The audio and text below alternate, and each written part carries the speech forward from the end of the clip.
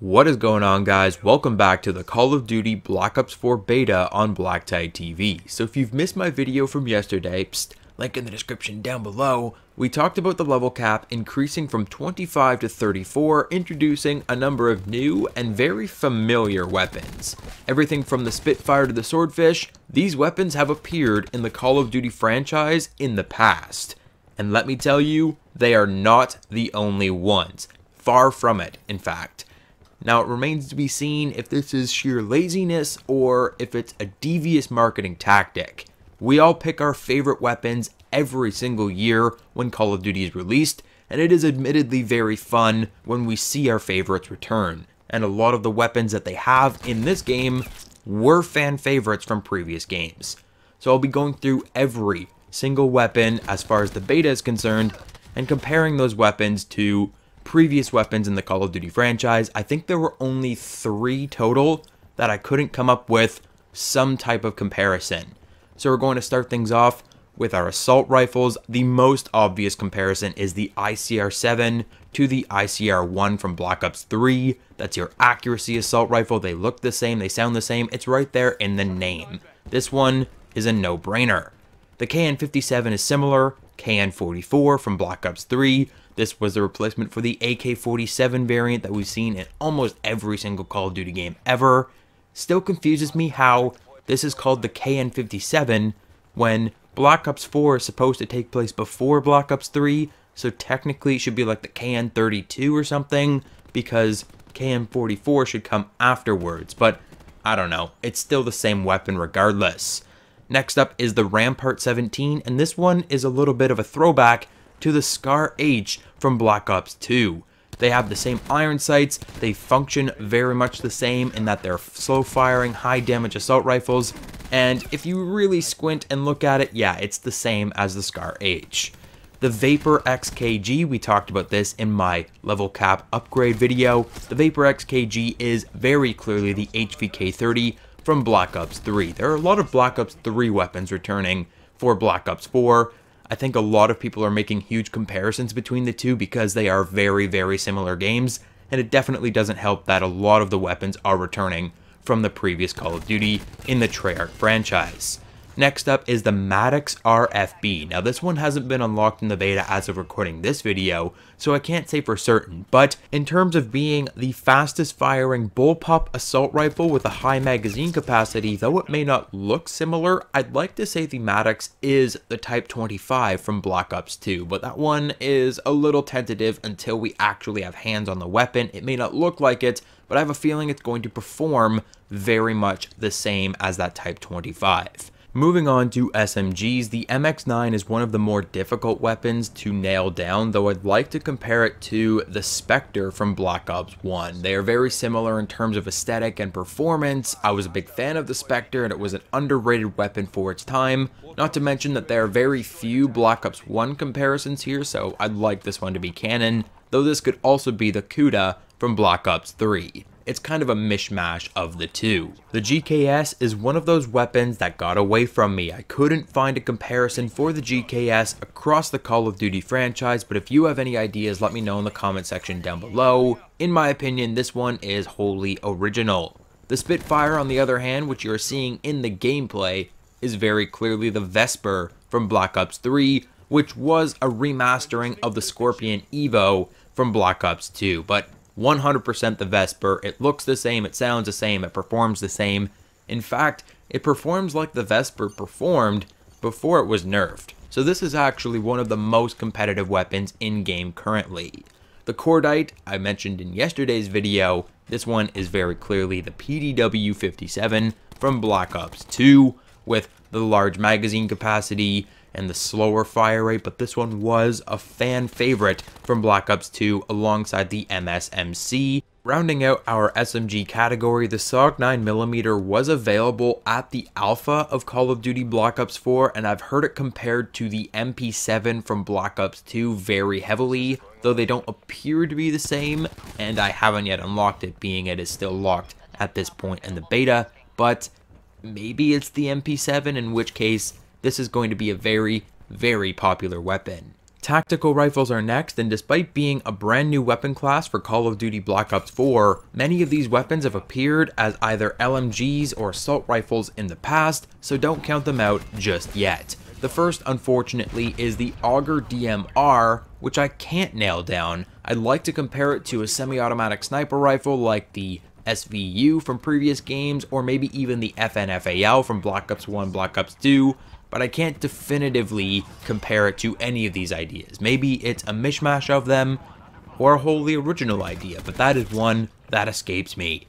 The next two, on the other hand, the ABR-223 is something of a mashup between the XR2 from Black Ops 3 in terms of performance, and the AUG LMG, or I suppose it was an assault rifle in Black Ops 1, it was an LMG before in Modern Warfare 2, but the AUG from Black Ops 1, this weapon seems, in terms of aesthetic, to be the AUG. So it's the AUG with the performance of the XR2, which I'm a big fan, and a lot of players are a big fan. This is one of the more popular weapons from the beta.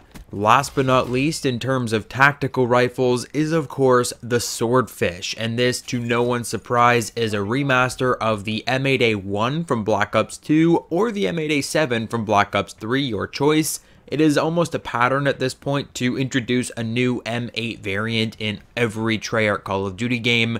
It's a 4-round long-range burst. This one I'd say is more comparable to the M8A1 from Black Ops 2 because, if memory serves, that one was a lot more effective at longer ranges with the Recon or ACOG scope or whatever long-range scope it was in Black Ops 2, whereas in Black Ops 3 the weapon functioned more as a real assault rifle. Black Ops 1 it felt more like a tactical rifle like it is in this game. But once again, it's a 4-round burst. The default scope is a little strange, but once you get the reflex on there, you will notice the similarity, I should say, to the M8 variants from previous Call of Duty games. Light machine guns, there is only one available in the beta, which you are now seeing in the gameplay, and that is, of course, a remaster of the BRM from Black Ops 3. It is now known as the Titan, which is a little confusing considering there was a weapon known as the Titan in Infinite Warfare, which was completely different, but this one is very aesthetically similar to the BRM, and it's pretty similar performance-wise as well. There isn't a lot of love for LMGs in this game so far, with there only being one, and that one not being very effective. They've already introduced a buff for the Titan LMG in Black Ops 4. Sniper rifles are next, and there we have the Paladin HB50, which I'd like to compare to the DSR50 from Black Ops 2 or the SVG100 from Black Ops 3. It isn't necessarily similar to either in terms of how it looks, but how it performs is quite similar to either or. They're the more powerful sniper rifle, the one-shot, one-kill to almost any part of the body, and they're a little slower. And honestly, I would say it's a lot like the DSR, maybe before it was nerfed back in Black Ops 2.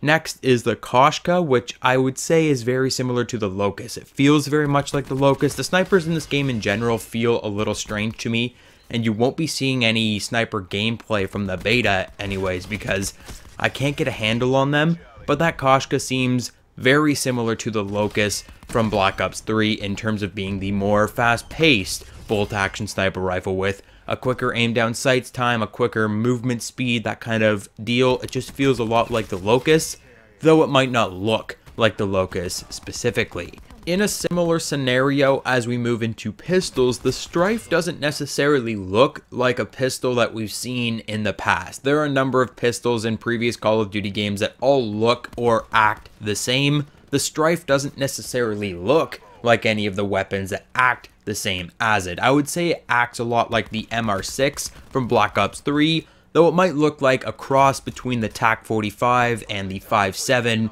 from Black Ops 2. I really wanted to compare this one to the TAC-45 from Black Ops 2, but that weapon was actually a severe powerhouse, whereas this one is quite powerful, but it is rightfully home as a secondary weapon in that it takes 3 to 4 shots to kill, if I'm not mistaken, putting it more in line with that MR6 from Black Ops 3, though it does appear to be a little different in terms of aesthetics.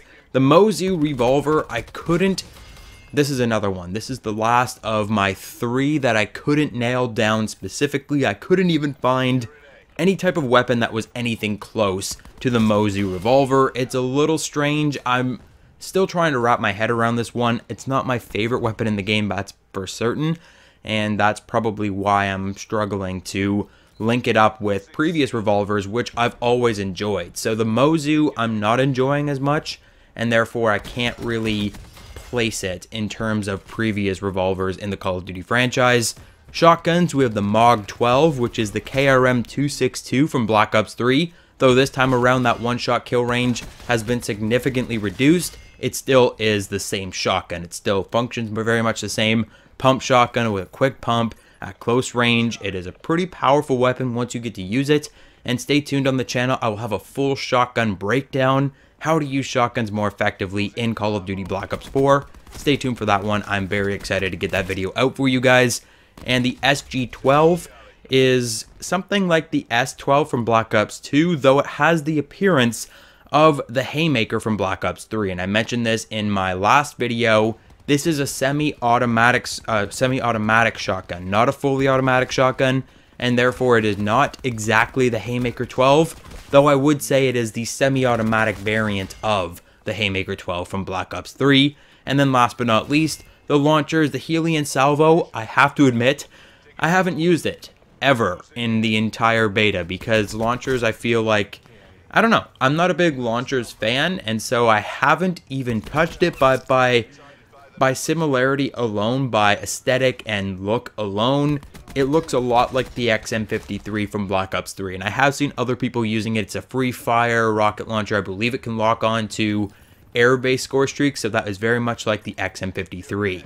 Those are the weapons from the Call of Duty Black Ops 4 beta that seem familiar to me. Once again, I'm not sure if this is laziness or just a great marketing strategy. Hey, look, all of your favorite weapons are back. Let me know what you think in the comment section down below. Hit the like button. Don't forget to subscribe, turn on your notifications, follow me on Twitter, Discord, all that great stuff.